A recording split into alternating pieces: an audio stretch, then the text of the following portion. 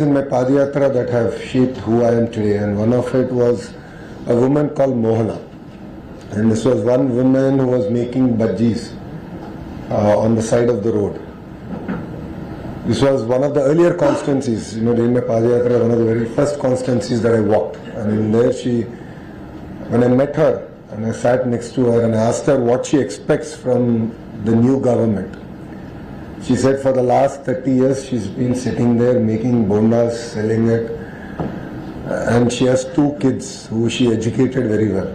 She lost her husband to alcohol, and she said that just give them jobs, find them jobs.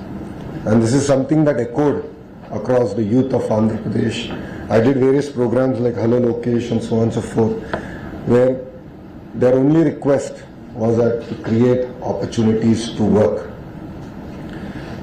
So, as part of the manifesto committee, we made 6 promises, and the first promise was to create 20 lakh jobs in the 5 years of the NDA government.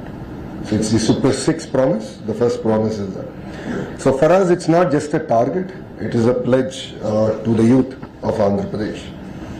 And this is perhaps one of the biggest employment mission that has ever been undertaken by a state in India.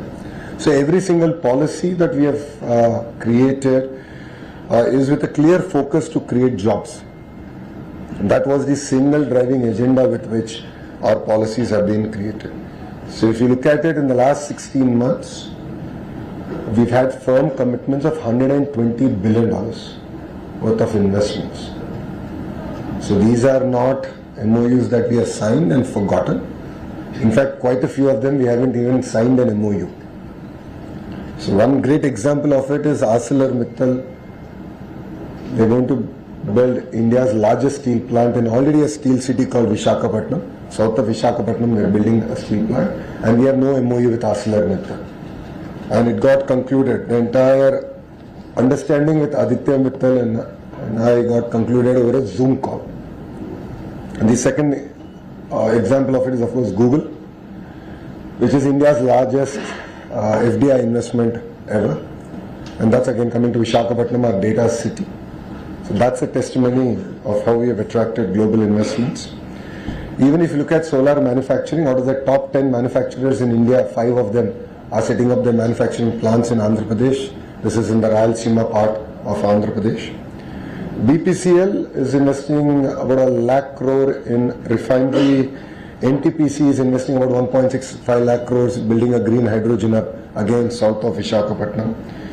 So each of these investments, though we're talking about the investment quantum, for me it is the number of jobs it creates, and that is what is very, very important for me and of course all of us sitting here, and that's the promise that we have made. The Partnership Summit, the theme is quite clear from Andhra's perspective, which is companies driven by speed choose Andhra Pradesh. Across sectors, we have seen that the investment quantum is substantially increasing. Even homegrown companies are investing, even medium-sized companies are investing, north of 1,000 crores in capital expansion, new location. Even a 6 months delay, even a 3-month delay, even a month delay changes their entire business plan. In some cases, it makes it unviable. So speed is the most important thing that is driving investments today here in Andhra Pradesh. That's why companies like TCS, Cognizant, and few more have chosen Andhra Pradesh given the negative sentiment in the sector, because that is the speed that we have delivered. And if you look at it, it's not just in IT.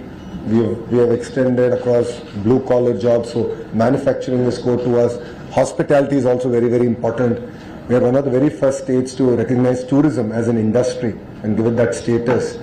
And the target given by our Honorable Chief Minister is to create 50,000 rooms over the next 3.5 years, because we have finished 1.5 year of a term.